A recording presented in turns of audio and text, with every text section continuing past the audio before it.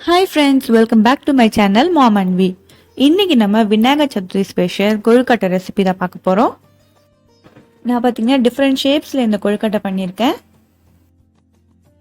இதோட டேஸ்ட் ரொம்பவே அட்டகாசமா இருக்கும். இந்த விநாயகர் சதுர்த்திக்கு உங்க வீட்ல இதை கண்டிப்பா ட்ரை பண்ணி பாருங்க. இதை எப்படி பண்றதுன்னு பார்க்க வாங்க வீடியோக்குள்ள போகலாம்.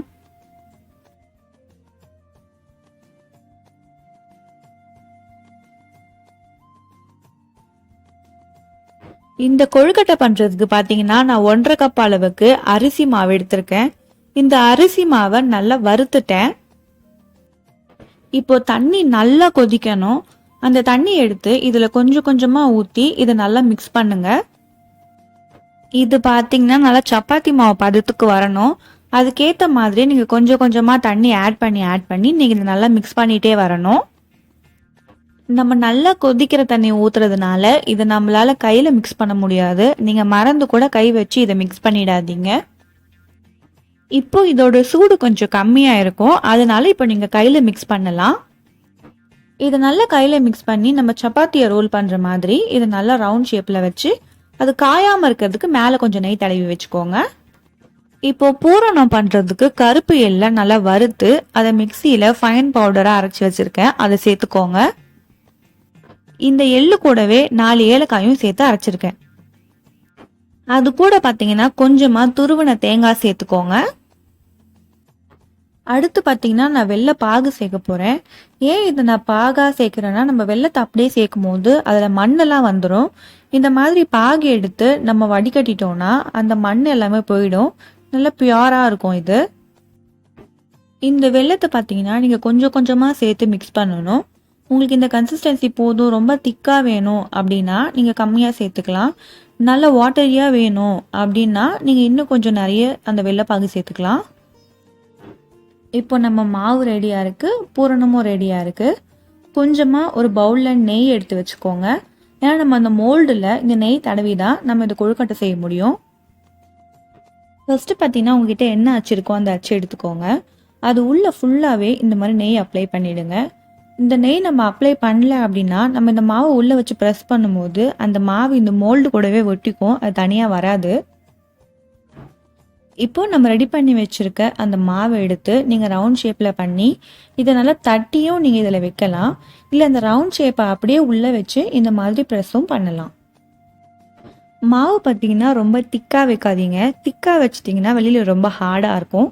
நல்லா ப்ரெஸ் பண்ணிட்டீங்கன்னா அது மீதி மாவு எல்லாமே நம்ம ப்ரெஸ் பண்ணும்போது வெளியில வந்துடும்.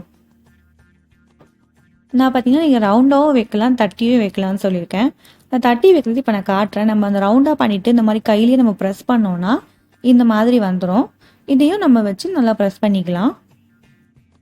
உங்ககிட்ட அச்சு எதுவுமே இல்லை அப்படின்னா நீங்கள் இந்த ரவுண்டாக பால் ஷேப்பில் பண்ணிட்டு நடுவில் கொஞ்சமாக அது ஹோல் போட்டு அது உள்ள கூட நீங்கள் பூரணம் வச்சுக்கலாம். இப்போ நம்ம 2 பக்கமும் மாவு வச்சிட்டோம். இப்போ பூரணத்தை எடுத்து 2 பக்கமும் கொஞ்சம் வச்சிருங்க. நீங்க ஒரு பக்கமே கூட மொத்த பூரணத்தையும் வச்சுட்டு ப்ரெஸ் பண்ணிக்கலாம், அது உங்க விருப்பம் தான். இப்போ பார்த்தீங்கன்னா நம்ம 2 பக்கமே பூரணம் வச்சுட்டோம். இதை நல்லா க்ளோஸ் பண்ணி ப்ரெஸ் பண்ணீங்கன்னா பாருங்க அந்த எக்ஸ்ட்ரா மாவுலாம் வெளியில வருது, அது எல்லாத்தையுமே எடுத்து போட்டுருங்க. இப்போ இதை மெதுவா ஓப்பன் பண்ணி அதை வெளியில எடுங்க. சப்போஸ் இது வரல ஒட்டிக்கிச்சுன்னா நீங்க இந்த மாதிரி லைட்டா அதை இழுத்தீங்கன்னா அது வந்துடும்.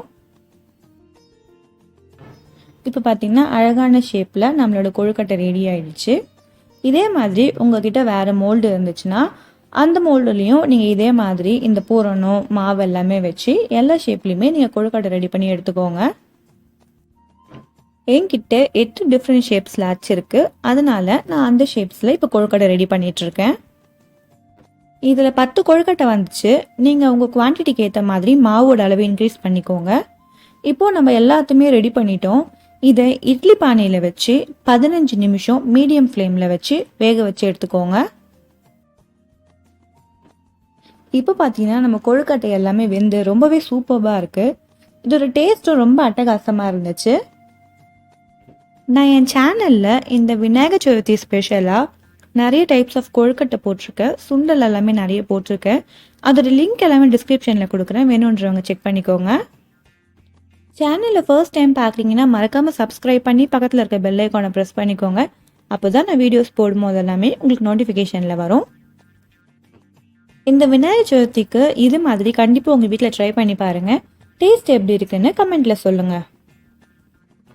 இப்போது வாங்க இதை ஓப்பன் பண்ணி பார்க்கலாம் உள்ளே அந்த பூரணம் எப்படி இருக்குன்னு. பார்த்தோன்னா பூரணம் சூப்பராக இருக்குது.